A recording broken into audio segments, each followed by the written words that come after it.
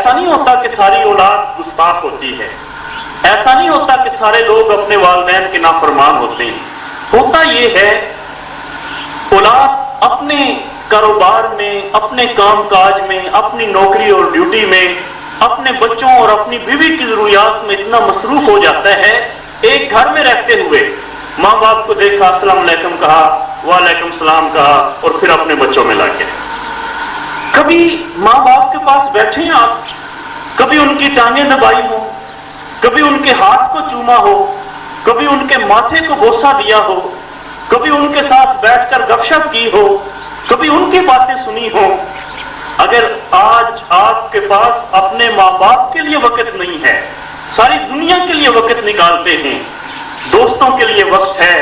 کاروبار کے لیے وقت ہے، اپنی اولاد کے لیے وقت ہے،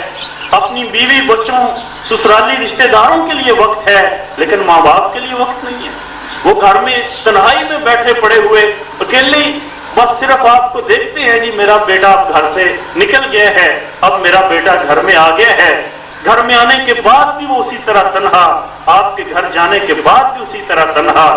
یہ جو ماں باپ کے احساسات ہیں، ان کو آپ کو سمجھنا ہے،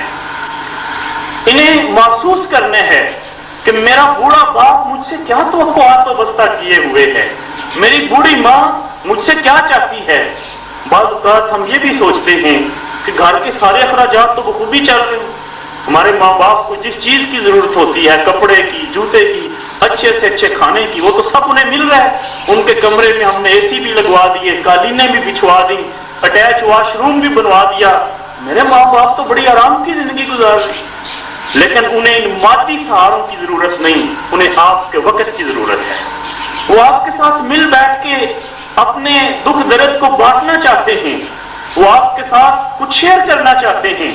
وہ آپ کے ساتھ گفتگو کرنا چاہتے ہیں، وہ آپ سے باتیں کرنا چاہتے ہیں، وہ آپ کی باتیں سننا چاہتے ہیں. میرا بیٹا کیا کر رہا ہے، اس کا کاروبار کیسا جا رہا ہے، اس کی نوکری کیسے چل رہی ہے، اس کے معاملات کس طرح چل رہے ہیں. ایک باپ کو بڑی تسکین ملتی ہے جب بچہ اس کے پاس بیٹھ کر، اس کی چارپائی کے پہ بیٹھ کر، اس کی ٹانگیں دباتے ہوئے اپنے باپ کو بتاتا ہے میرا دن ایسے گزرا، میری آج کل یہ مصروفیات، میں وہ کر رہا ہوں. پھر باپ اپنے دور کی باتیں شیئر کرتا ہے، وہ باپ فریش ہو جاتا ہے، اپنے بیٹے کے لیے دعائیں کرتا ہے، اور وہ کبھی بھی تنہائی محسوس نہیں کرتا. لیکن ہمارا زندگی گزارنے کا عجب سٹائل بن گیا ہے، ماں باپ کے لیے وقت ہی نہیں ہے. رات کو ڈیوٹی سے لیٹ آئے، اپنے کمرے میں گئے، سو گئے، صبح وہیں سے تیار ہوئے، پھر کام پہ نکل گئے. یعنی ایک گھر میں رہتے ہوئے ہفتہ ہفتہ 10 دن کبھی والد یا بوڑھی والدہ کے پاس بیٹھنے کا ٹائم نہیں ملا. اس چیز کی طرف بالخصوص توجہ دینی ہے. اور یہ جو اگلی دعا سکھائی ہے ہمیں، وَقُلْ رَبِّ ارْحَمْهُمَا كَمَا رَبَّيَانِي صَغِيرًا، اے اللہ ان پر اس طرح رحم فرما جس طرح بچپن میں انہوں نے مجھ پر رحم فرمایا تھا. یعنی بچپن میں کس طرح رحم فرمایا ماں باپ، کبھی یاد کیا؟ آج آپ اپنی اولاد کے لیے کیا قربانی دے رہے ہیں؟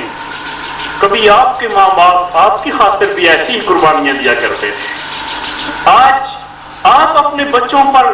کس قدر توجہ دیے ہوئے ہیں کہ آپ کے ماں باپ بھی آپ پر اسی طرح توجہ دیا کرتے تھے. آپ کے ماں باپ نے آپ کو کتنی مصیبت سے پالا، کس قدر مشقت سے پالا. اور بالخصوص ماں کے بارے میں قرآن کہتا ہے وَوَصَّيْنَا الْإِنسَانَ بِوَالِدَيْهِ إِحْسَانًا حَمَلَتْهُ أُمُّهُ كَرْهًا